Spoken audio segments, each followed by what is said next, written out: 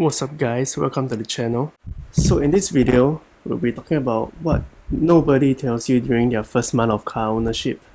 So many people think that it's all glamorous and cool being able to drive a car, especially in an expensive country like Singapore, right?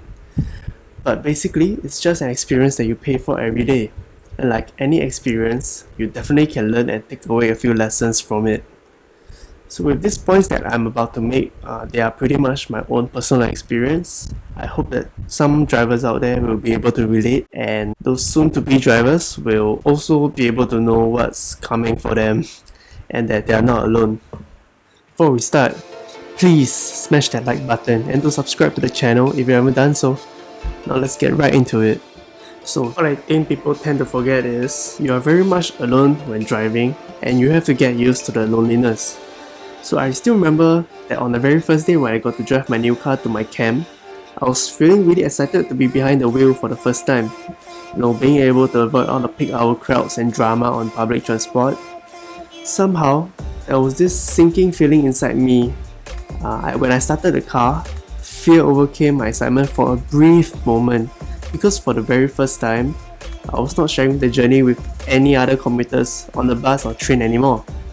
I had to get used to the fact that I had no company with me within 2 feet of me, and was instead alone in this dark car compared to those brightly lit MRT trains and buses, right? And now all the human interactions were simplified by brake lights and signal lights.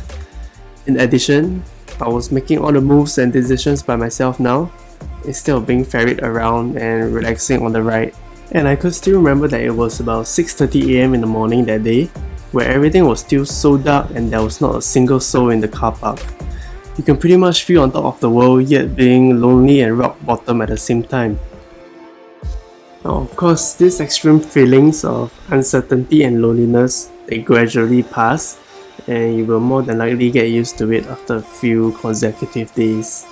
But sometimes, even after 1.5 years of driving, I still get this occasional feeling. Now of course, sometimes being on an MRT or bus by yourself listening to music can also make you feel like you're alone. But sights like this, you never get it in your car lah. Now as a disclaimer, I'm not saying which is better or which is worse, but rather I'm trying to highlight how you have to adapt to the different environments, which can really make a huge difference. So on that morning, how I managed to move on from the 6:30 AM moment was when my radio automatically started up and Muttons in the Morning on Class 95 started talking, and they were doing their funny stuff and jokes, and well, that made me feel like I wasn't alone anymore. Now you obviously will feel like $1,000,000 once you drive on your own for a while, especially to expensive places you have never been before. What I guess I'm trying to say is that you are totally in charge of your life, and there are no excuses for it.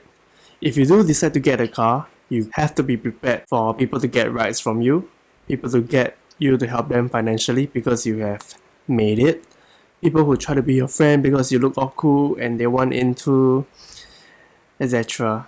So these are the moments where you will feel all alone again.